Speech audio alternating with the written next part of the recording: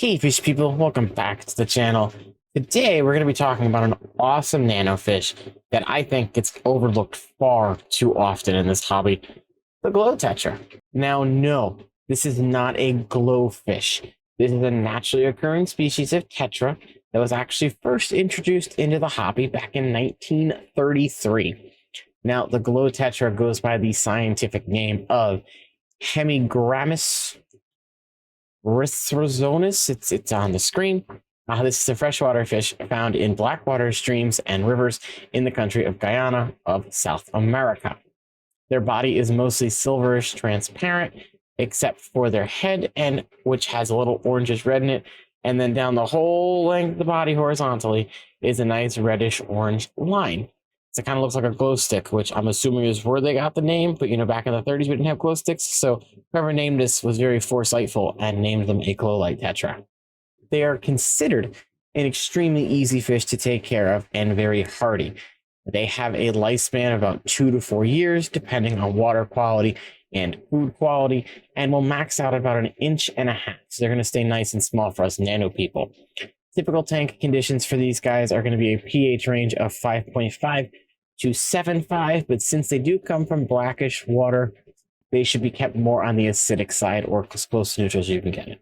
So while they can take that wider range, try and keep them on the acidic side if you can, and a temperature of 74 to 82. Tank size, you can get away with a 10-gallon. Keep a school of 6 of these in a 10-gallon and you'll be fine. They should be kept in a school of at least 6. This is one of those fish that should be kept in a group, as it is a schooling fish.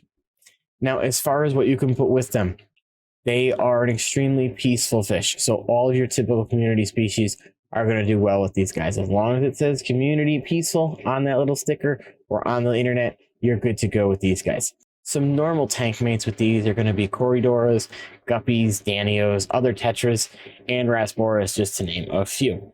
These guys are omnivores, so they're basically going to eat whatever you want to feed them and put in their tank. They're going to end up eating mostly insects and stuff like that in the wild. If you want to give them a good bug bite, either the granules or the flake food, you'll be good there. A Hikari micro pellet would be a good bet. Any of the Hikari freeze-dried food for freshwater tropical fish will be good as well. And then, of course, you could always throw an extreme krill or community crave in there just to mix things up a little bit. And, of course, live food, live brine, Daphnia, tube-fixed bloodworms, all going to be great options for these guys. Overall, they're an extremely easy fish. They have a nice parameter range. They stay small. They're not overly expensive, and they can go with practically everything. So I want to go ahead and give the Glowlight Tetra a perfect 10 out of 10 on the lefty scale. As always, thank you all so much for watching the video. If you did enjoy it, remember to hit that like button. Leave a comment down below. Let me know your opinion on the Glowlights. Have you kept them? Did you love them? Did they do well for you? And until next time, I'll see you later.